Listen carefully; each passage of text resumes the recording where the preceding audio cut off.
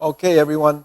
Um, this is Intermediate Advanced Pillar Forms Kung Fu 1 and 2. So we know what those two are.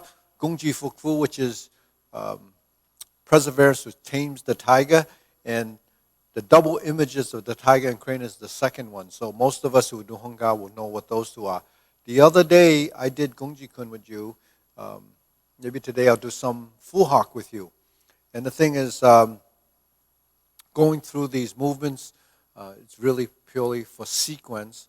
If you're learning the sequence, it's hard for you to pick up on it. But going forward, as we start to do more streaming and more tutorials, even as we open up the school, some of these streaming videos will become more of a learning because once our members come back to the academy, we're going to be running live classes. So a lot of the running through the forms will happen in class, and we'll see whether we do live stream with a real class, or we'll do a combination, or do this type of presentation where you can focus on one premise of certain ideas or principles. Okay, so let's go through the Fu Hak, nice and slow, so we can kind of pick up on it.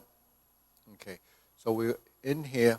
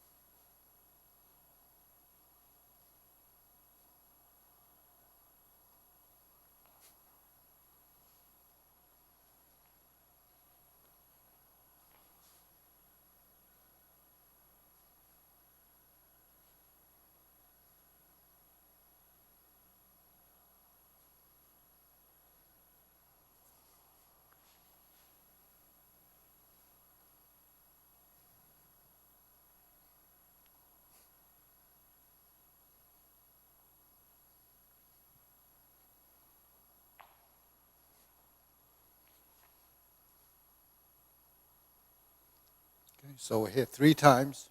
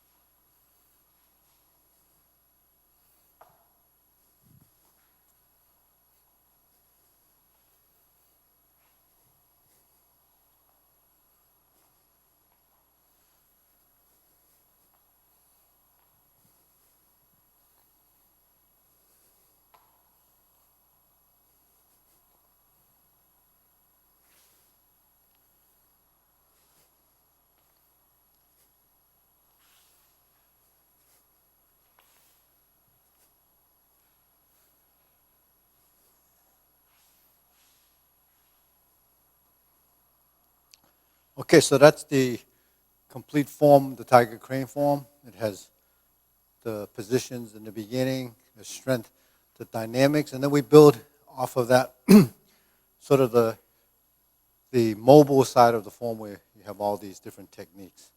So when you learn the form, as I did in the previous class, to give some insight as how you develop your form.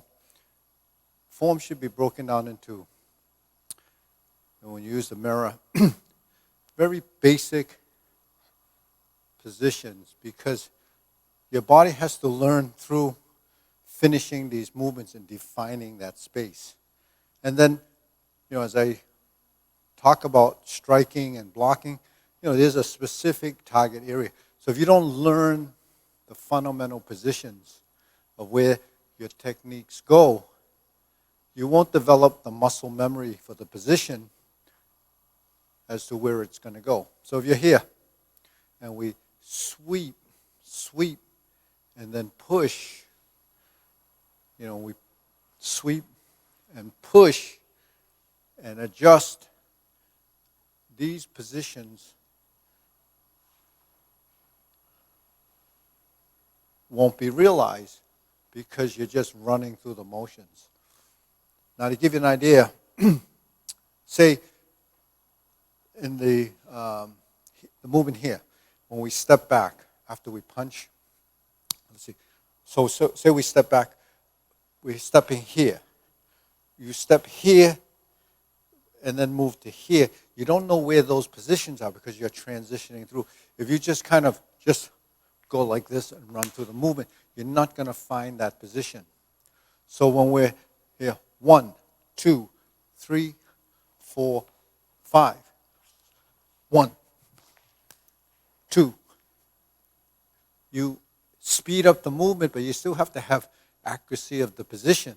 If you don't have the accuracy of position, then your body won't, your brain and body, the mind-body connection is not going to be realized. So you don't know where you're going. So it gets sloppy.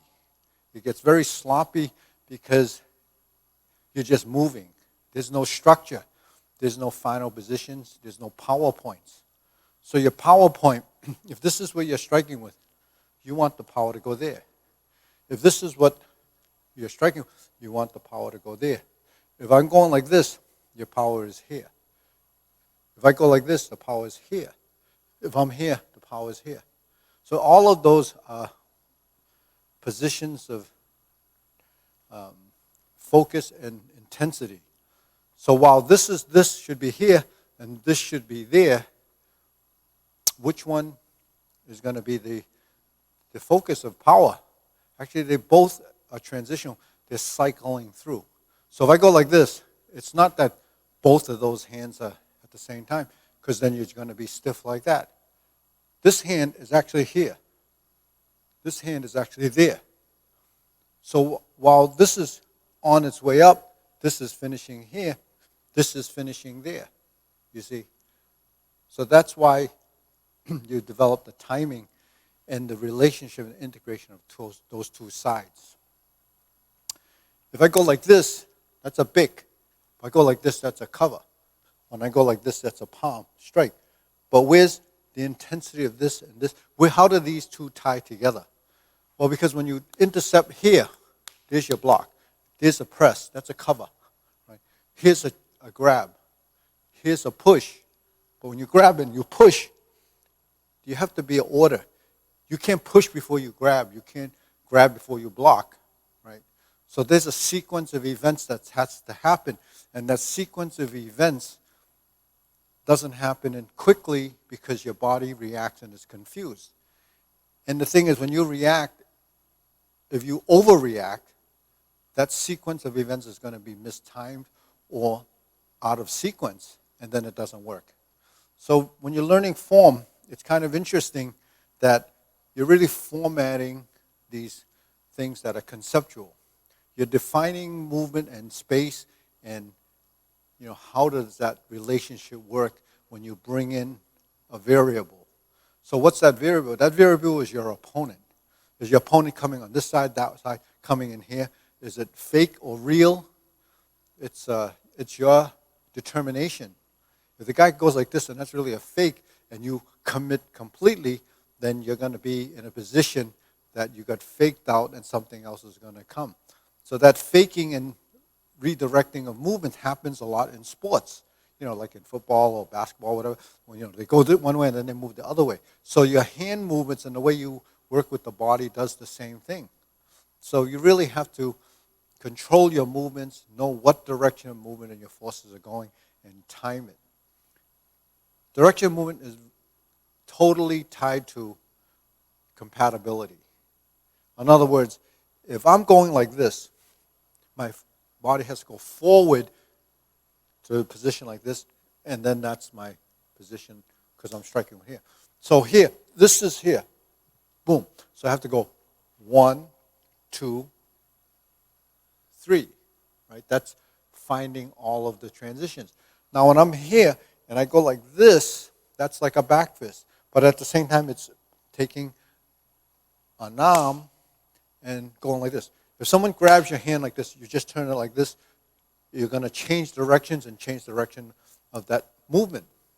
But when I go like this and then this comes up, if I'm using this like they actually interpret the water punch, if I intercept here and I go like this, the hand doesn't come back here in application. It stops here. But when this starts to come up, this starts to come down. That becomes an arm break that's here because you intercepted where the wrist is. Can you imagine? The arm here and here. Okay. Now you can go this 1, 2, 3. You're hitting right at the joint, hitting the nerve and also injuring the ligaments and tendons of that arm. So your hand movement has to go here. But while you're in the form, you create that action. Now, the modification of that specific movement is really part of our application and adaptability. Forms have true form, then the adaptive form. The adaptive form is how you modify the position, taking the intent of that movement and applying it. So when my hand is like this, and I want to use this as the force directionally, I have to change the phase that normally would be here and then here. I have to change the intent of the movement to here and then do this because now these two things, these two limbs are working together, you see. So the idea of hands doing this and this, or this and this, really is defining how they work together. And working together means, the two sides are supporting each other. They're either compatible, they compensate for, the action. There's equal opposite reaction. There's a lot of things that tie into ultimately what? What is it? It's kind of balance and motion. So, when our hands separate like this. So this is water.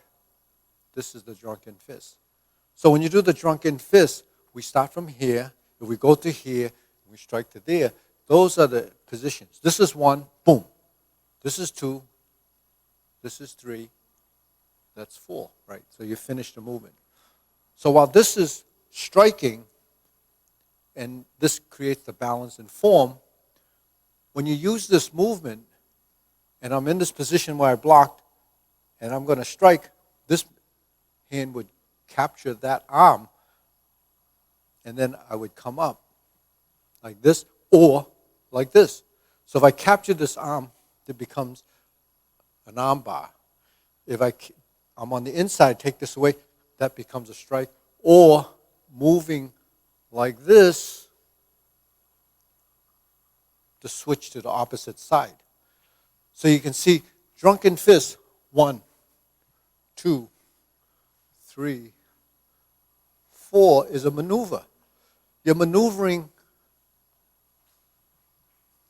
to create the arm bar or the deflection. In Tai Chi, it's just like that.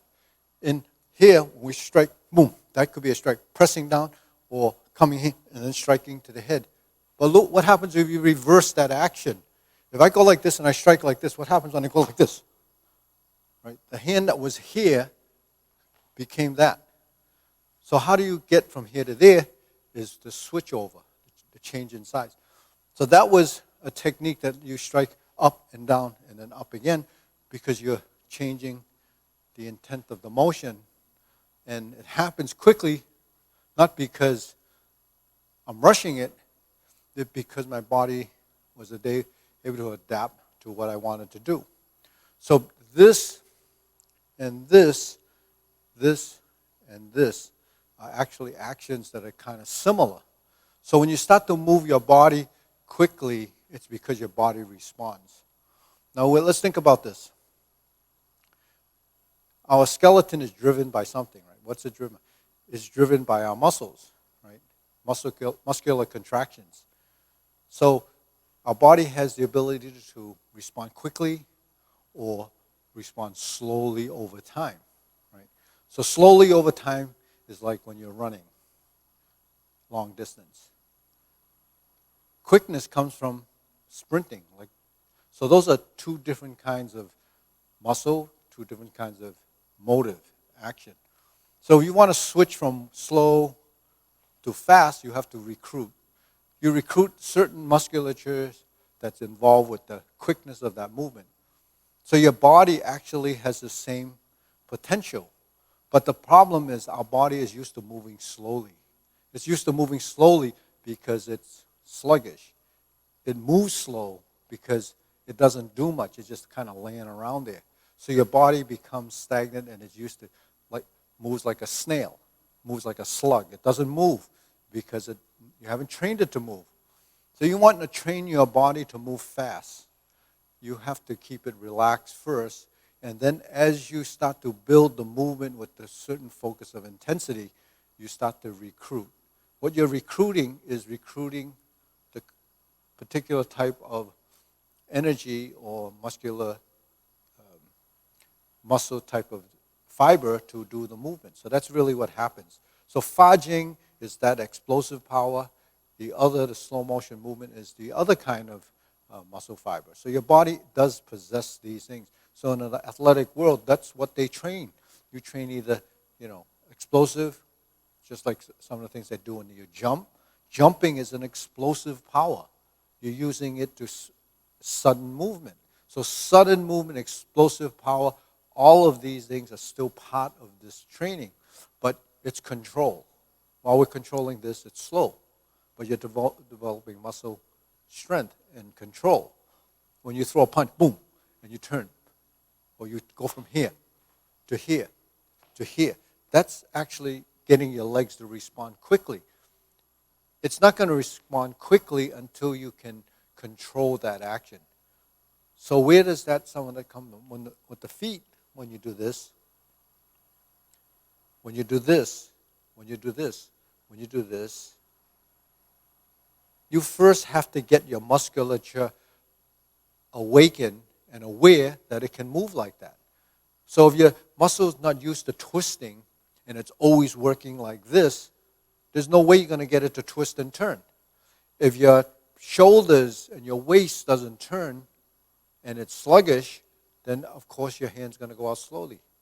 So really, movements are driven from your legs into the body and expressed in the hands. Whereas when we do the forms in the beginning, we're thinking only how fast can I get my fist there. Well, what about your legs? What about your body? You have to get there first. You really can't the old saying is, get there first. Last to move, the first to land. So what's the last to move? The hand moves last, your body moves first. You have to get there, before you can actually land your target. Otherwise, you're kind of reaching, and there's no power in the reach. Because once you get beyond this point, then you're weak. You're at your weakest point. When you get to your target, then you have all of this as part of that. So the power comes from here. It's not out there. That's not where the power is. The power is here. So when I move, when I get to the point where I can execute that gap, when you're close, becomes more of a burst, and it's short. You can't land something that's going to come from here, and you think the longer it is, the more strength you have in that movement. Actually, it's diminishing. You're wasting so much energy from loading it up here and then trying to get it over to there. Why not keep it here, get it to here, and then launch it from here? Or get it from here, and then launch it from here. So short power is actually called fa jing. Short power is also called inch power. So inch power is not only in styles like Wing Chun, and they use those. Hung Gar also has inch power. It's called Chun Ging, short power. So it's part of the 12 elements that we have, 12 bridges. So one of those bridges is called Chun, which is short energy. So that's the type of power it is. So, the names and the terms that you apply to what those movements are really reflect on how you manage your movement.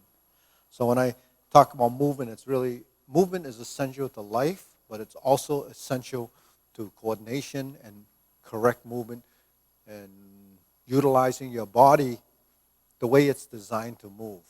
Now, we don't really know, if we never work with the body, how it's designed to move. You have to learn, that process and what's actually fairly natural to the way the body works. And it doesn't matter if you know the anatomy, the way it's, mapped out in a book, because you're taking that anatomy and translating it into performance. That's a whole another level of learning and understanding. So if you don't do this, you really can't understand how that works. How does something soft become practical? Because softness doesn't have strength, but yet it's useful, because the first line of movement when you attach has to be soft, because the soft overcomes the hard, because the hard and hard actually clash. So when we're doing movements, what is the softness? The softness is in the bridge. It doesn't mean it's here. This can be soft and this can be firm. So if I go like this and I grab, then the strength is here. The bridge is very soft. And the other thing about soft is that when you connect to here, it's not going to be there the next time you try to attach to it, because it disappears, because it's like a snake. In fact, snake is one of the images that we have. The snake. The snake should be slithering and soft. The tiger is firm and solid, and the crane is like the bird. Right? So all of these are metaphors to express how we move our body, the kind of energy that's in the body to be interpreted as functionality. Right? So the fact that we create all these principles and concepts and ideas and application by how we move our joints, which are actually our appendages, our limbs. So when we say every part of the body, your forearm can be used, right? Here can be used, your elbows can be used, your shoulder can be used, here. You say, well, where's the shoulder? Elbow, stroke, 1, 2. All of these things are part of a total movement. Don't always look at what's out here. As you advance, the movements actually come closer to here, because the movements actually stem from your center, right? So your center is the defining, and a sample of that is, because this is my center, this is my line. I go forward like this. If my center is here, if I turn here, that's my line. If I turn here, it's my line. So my body really doesn't vary off of that space. So you really only have to deal with that. You really don't have to deal with too much. It looks big, but the thing is, everything is controlled by here. So this is very important to understand, that the center line and the space between should only be this much. That's really the extent of it. Where we go outside of there really has to do with the rest of the body. I'm talking about our center line. When we move like this, then we can move. It gets bigger. But it doesn't. doesn't get bigger because this got bigger. It got bigger because the whole thing moving got bigger. And that's because it's a summation of these components that make up the total movement.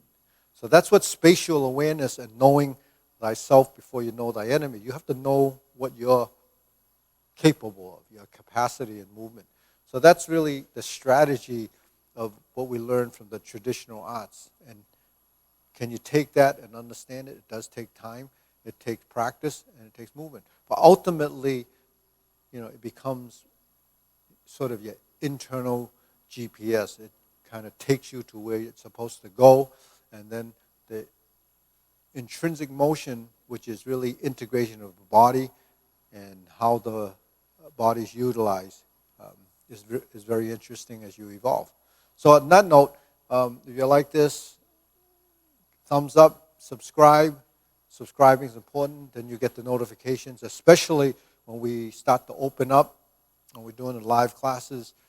You'll get to view some of that. We might do some group classes, and you see everyone doing the form.